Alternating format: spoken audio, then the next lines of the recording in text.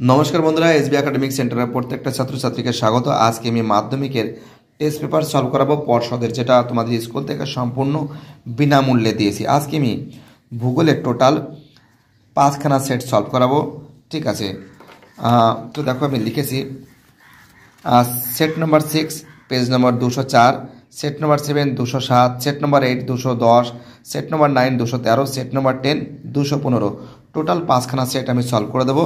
আর এখানের 5খানা সেট কিন্তু আমি 185, 193, 196, 199, 201 এগুলো কিন্তু আমি সলভ করে দিয়েছি, ঠিক আছে। তো দেখো ফার্স্ট পেজ 204, তো দেখো 204 নম্বর পেজ, সেট 6। ফার্স্ট প্রশ্ন, আরোহণ প্রক্রিয়ায় সৃষ্ট একটি ভূমিরূপের উদাহরণ ক্যানিয়ন। পেডিমেন্ট সৃষ্টি হয় বায়ু ও ক্ষণস্থায়ী নদীর সঞ্চয়ের ফলে। ভারতের উত্তর পশ্চিম প্রবাহিত লু বায়ু ভূপৃষ্ঠের সমান্তরালে তাপের সঞ্চালন ঘটায়। এই লু বায়ু হল অ্যাডাভেকশন পদ্ধতির উদাহরণ। পরে প্রশ্ন, দিনের যে সময় সর্বাধিক ইনসোলেশন লক্ষ্য করা যায় মধ্যাহ্নে। ঋতুভিত্তিক সমুদ্র স্রোতে প্রবাহিত হয় যে মহাসাগরে। ভারত পৃথিবীর দুই বিপরীত দিকে চন্দ্র ও সূর্যের একই সরলরেখায় বরাবর অবস্থান করলে প্রতিযোগ বলে। কঠিন বজ্র ব্যবস্থাপনার সবথেকে সহজাত পদ্ধতি হল পুনর্নবীকরণ। পরে প্রশ্ন, সিন্ধু নদী উপত্যকায় নবীন পলি গঠিত সমভূমিকে বলে বেট। পরে প্রশ্ন, বিন্ধ্যা পর্বতের সর্বোচ্চ শৃঙ্গ হল, তো দেখো অ্যান্সার হবে বিন্ধ্যা পর্বতে তো মানপুর। ছোটনাগপুর মালভূমির অঞ্চলে মাটিতে যে উদ্ভিদ দেখা যায় পর্ণমোচী। বাজরা উৎপাদনে যে রাজ্য প্রথম, রাজস্থান। ভারতের বৃহত্তম সরকারি লোহ ইস্পাত শিল্পকেন্দ্র ভিলাই। ভারতের নগরায়নের মাত্রা সবথেকে বেশি, গোয়া। ভূপৃষ্ঠে ক্লোরোফিলযুক্ত যে কোনো বস্তুকে উপগ্রহ চিত্রে আদর্শ সদরং কি? তো দেখো অ্যান্সার হবে কালো। এবার আমি তোমাদের এই প্রশ্নগুলো সলভ করে দেবো। 2.11, ইয়ারদাং সৃষ্টির ক্ষেত্রে কঠিন ও কোমল শিলাস্তর অনুভূমিকভাবে অবস্থান করে, এরা ভুল আছে, উল্লম্বভাবে অবস্থান করে। পশ্চিমা বায়ুপ্রবাহ মহাদেশের পশ্চিমে নাতিশীতোষ্ণ তৃণভূমিগুলি সৃষ্টি হয়, ঠিক আছে।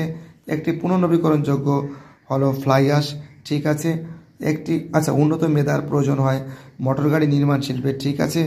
ভারতের একমাত্র নদীবন্দর হলো কলকাতা, ভুল আছে। হিমালয় পর্বতমালার প্রাচীনতম অংশ টেথিস, ঠিক আছে। উপগ্রহ চিত্র কেবলমাত্র বিভিন্ন রঙের দ্বারা ভূপৃষ্ঠের বিষয়গুলিকে উপস্থাপন করা হয়, ভুল আছে। এবার আমি তোমাদের এই প্রশ্নগুলো সলভ করে দেবো। ভারতের বৃহত্তম নদী গঠিত পথই বলো মাজুলি। পর্বতের ঢাল বেয়ে নেমে আসা বায়ুকে ক্যাটাবেটিক বায়ু বলে। সমুদ্রে অধিক লবণাক্ত জল প্রবাহিত হয় অন্তঃস্রোত রূপে। সর্দার সরোবর প্রকল্প নর্মদা নদীর উপর অবস্থিত। রেটুন কথাটি অ্যান্সার হবে ইক্ষু কৃষিজ ফলের সঙ্গে যুক্ত। বর্তমান ভারতে 8টি কেন্দ্রশাসিত অঞ্চল আছে, 8টি। ভূবৈচিত্র্য সূচক মানচিত্রের নির্মাণ সংস্থা সদর দপ্তর দেরাদুন। এবার আমি তোমাদের এই প্রশ্নগুলো সলভ করে দেবো। এসে কিউ কি বলেছে, ভারতের উচ্চতম জলপ্রপাতের নাম যোগ। পরে প্রশ্ন, দিন রাতের তাপমাত্রা পার্থক্য সব থেকে বেশি দেখা যায় উষ্ণ মেরু জলবায়ু অঞ্চলে। প্রশান্ত মহাসাগরে শীতল হামবোল্ট স্রোত রূপে অনুরূপ। আটলান্টিক মহাসাগরে প্রবাহিত শীতল স্রোতটির নাম ল্যাব্রাডর স্রোত। দুটি বিষাক্ত ভারী ধাতব বজ্রের নাম হলো পারদ আর সীসা। মালদান কোন প্রকার মালভূমির উদাহরণ? ব্যবিচ্ছিন্ন। ভারতের একটি পিরামিড চূড়ার উদাহরণ হিমালয়ের নীলকণ্ঠ। আর একটা প্রশ্ন বাকি আছে, ভারতের প্রাচীনতম পেট্রোরসায়ন শিল্পকেন্দ্র ট্রম্বে। পরে প্রশ্ন, ভারতের প্রথম কত সালে রেলপথ চালু হয়? 1984 সালে। এটা কলকাতা লিখবে, কলকাতায়। এবার পরিকল্পিত শহর চণ্ডীগড়। বৃহত্তম বিমান বন্দর নতুন দিল্লি। অরণ্য গবেষণা কেন্দ্র Dehradun. Royal Enfield motor cycle কারখানা চেন্নাই। তো দেখো 204 নম্বর পেজ সলভ করে দিয়েছি। এবার আমি সেট নম্বর 7 207 নম্বর পেজ সলভ করাবো। তো দেখো 207 নম্বর পেজটা সলভ করাচ্ছি।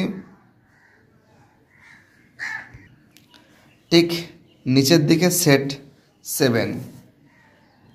ফার্স্ট প্রশ্ন, যে প্রক্রিয়ায় ভূমির উচ্চতা হ্রাস পায় তাকে বলা হয় অবরোহণ, আর উচ্চতা বৃদ্ধি পেলে তাকে কি বলতো? আরোহণ বলতো। এটা অবরোহণ হবে।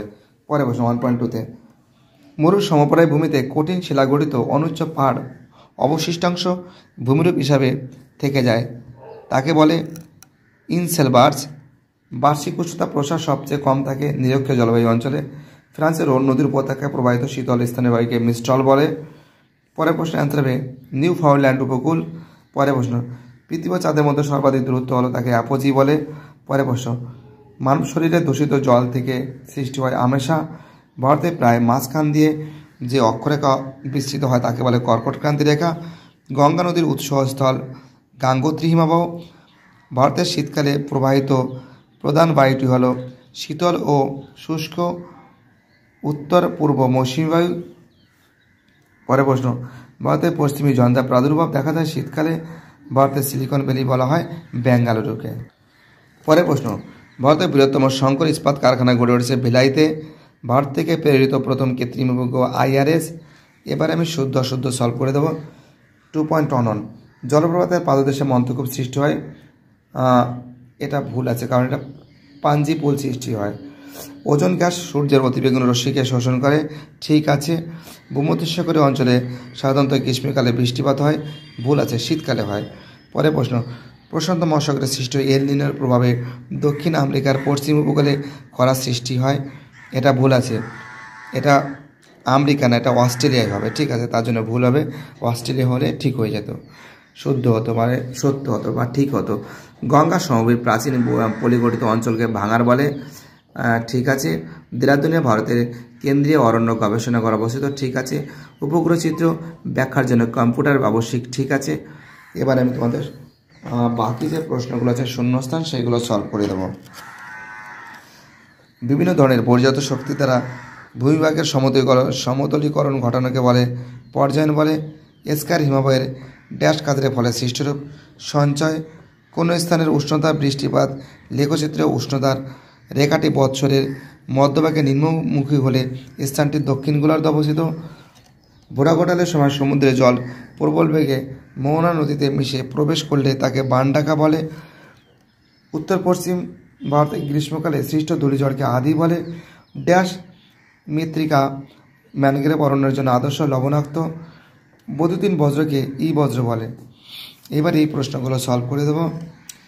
যে উচ্চভূমি দুটি নদী ব্যবস্থাকে পৃথক করে তাকে জলবিভাজিকা বলে, জলবিভাজিকা। কোন ধাতুর প্রভাবে ব্ল্যাকপুট হয় আর্সেনিক। পশ্চিমঘাট পর্বতমালার দক্ষিণতম গিরিপথ পালঘাট। পশ্চিম ভারতের তাল বলা হয় হ্রদ বা জলাশয়। ভারতের কোন রাজ্যে গঙ্গা নদীর নিম্নগতি দেখা যায় পশ্চিমবঙ্গে। ভারতের কোন শহরের প্রথম পাতাল রেল চালু হয় কলকাতা। 1984 লিখবে, হ্যাঁ 1984। ভারতের কোন মৃত্তিকা কার্পাস চাষের পক্ষে আদর্শ রেগুর বা কৃষ্ণ মৃত্তিকা। ভারতের মহাকাশ গবেষণা সংস্থার নাম কি ইসরো, ঠিক আছে। এবার বাম দিকের সঙ্গে ডান দিকে মিলাবো। K2 হবে কারাকোরাম। জীব বিশ্লেষণ হবে ব্যাকটেরিয়া। ক্রান্তীয় ঘূর্ণবাদ হবে টর্নেডো। মগ্নচড়া হবে প্লাঙ্কটন। তো আমি কিন্তু তোমাদের 207 নম্বর পেজ সলভ করে দিয়েছি। এবার তোমাদের আমি সেট নম্বর 8 210 নম্বর পেজ সলভ করিয়ে দেবো। তো দেখো সেট, ঠিক আছে, 8 দেখে নাও তোমরা। ফার্স্ট প্রশ্ন আরোহণ প্রক্রিয়ায় সৃষ্ট একটি ভূমিরূপ হলো বদ্বীপ। সারা দুটি অনুদৈর্ঘ্য বালিয়াড়িকে করিডোর বলে, গাসি বলে, করিডোরকে বলা হয় গাসি। রাইন নদীর উপত্যকার উপর দিয়ে প্রবাহিত বায়ু হলো ফন।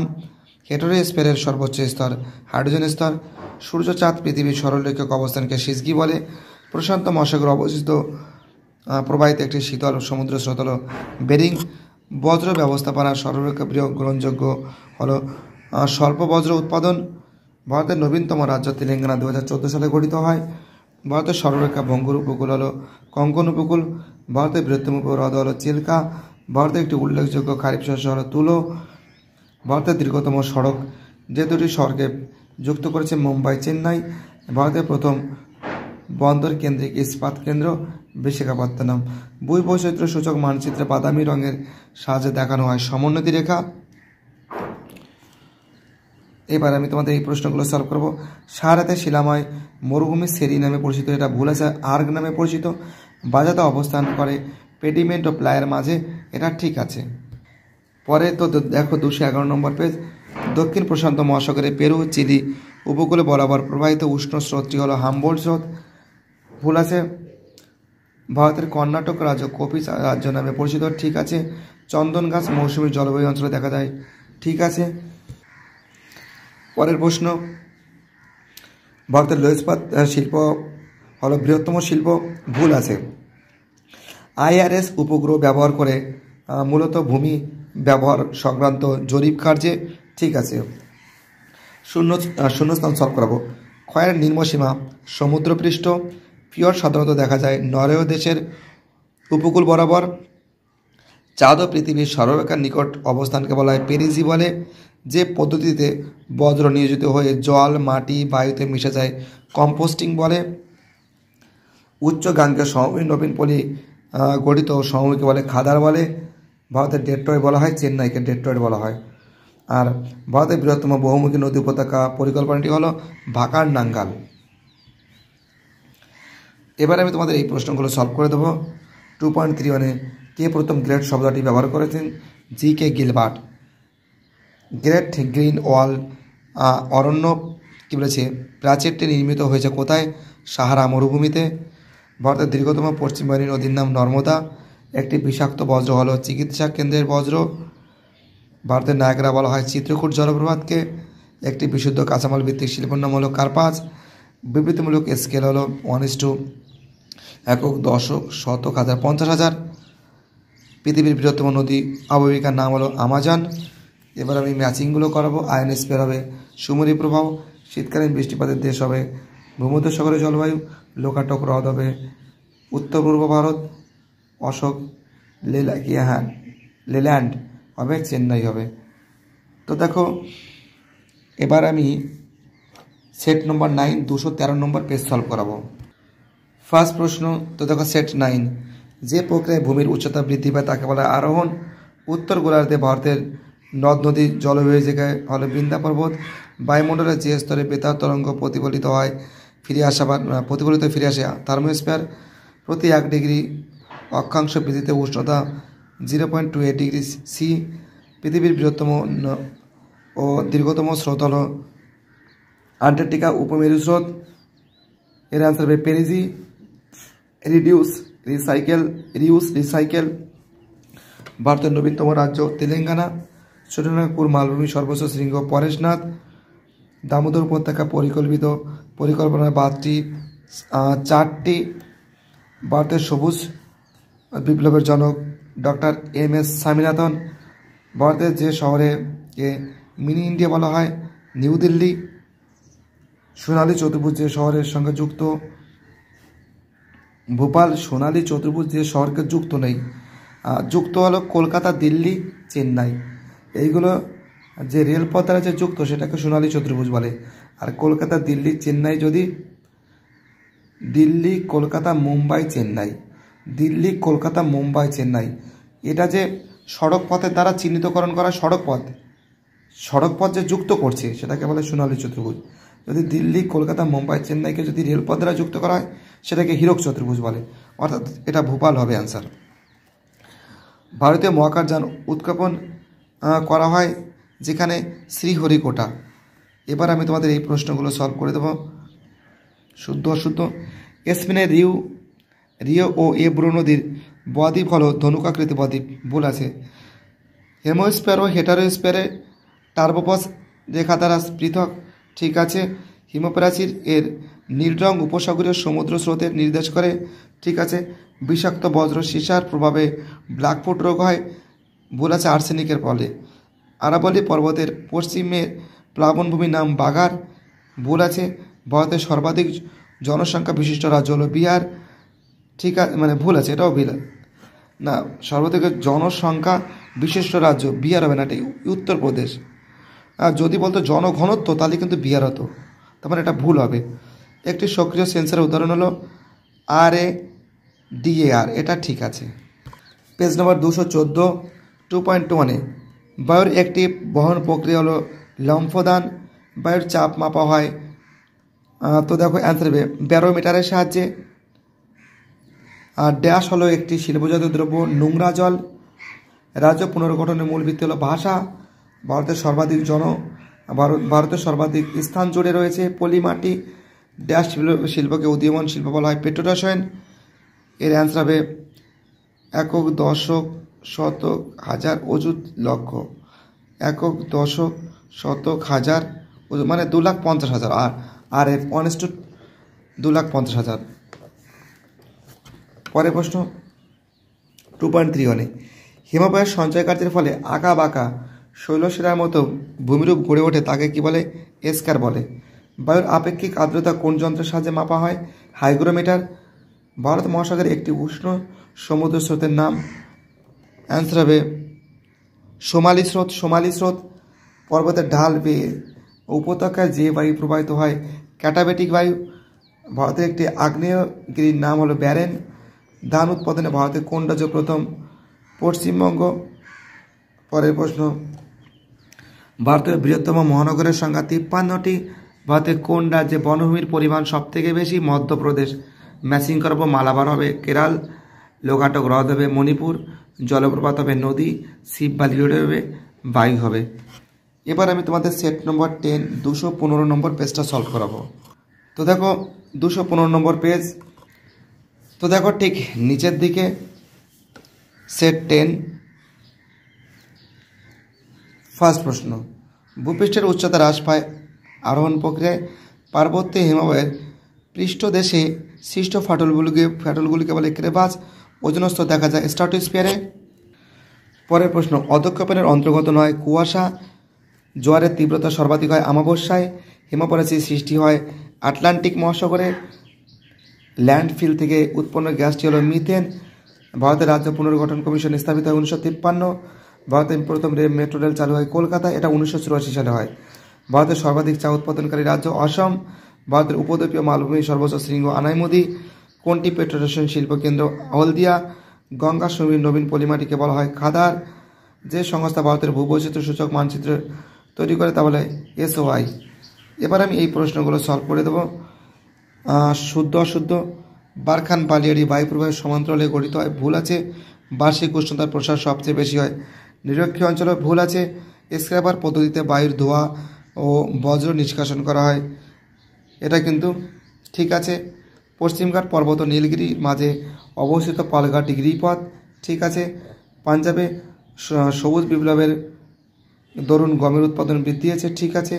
পূর্ব রেলের সদর দপ্তর কলকাতা, ঠিক আছে। উপগ্রহ চিত্রের ক্ষুদ্রতম একক পিক্সেল, ঠিক আছে। শূন্যস্থান এস্কার হিমবাহের ড্যাশ সঞ্চয়, এটা ড্যাশের জায়গা হবে সঞ্চয় কাজের ফলে সৃষ্ট ভূমিরূপ। আয়ন বায়ুকে পশ্চিমা বায়ু বলে। জলীয় বাষ্প ঘনীভূত হয়ে লীনতাপ ত্যাগ করে। উৎসস্থলের ব্রহ্মপুত্র নদের নাম সাংপো। টিস সিটি বলা হয় পুনেকে। পেট্রো রসায়ন শিল্পের প্রধান কাঁচামাল ন্যাফথা। RF এর পুরো শব্দ হচ্ছিল রিপ্রেজেন্টেটিভ ফাংশন বা ভগ্নাংশ সূচক স্কেল। ভগ্নাংশ সূচক স্কেল। এবার তোমাদের আমি এই প্রশ্নগুলো সলভ করাবো। SAQ ক্ষয়সীমার ধারণা কে প্রবর্তন করেন? পায়েল। নদীর গতিবেগ দ্বিগুণ হলে তার বহন ক্ষমতা হয় 64 গুণ। তো দেখো এখানে একটা ব্যাপার আছে, যদি বলে দ্বিগুণ না, তো ষষ্ঠ ঘাতের সূত্র 2 এর মাথায় 6 করবে। 2কে যতবার গুণ করবে, 2কে 6 বার গুণ করো 64 হবে।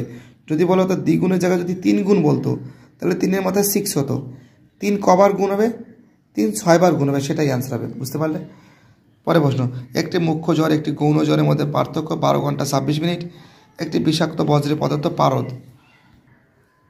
এবার ভারতের কার্পাস গবেষণাগার অবস্থিত মহারাষ্ট্রের নাগপুরে।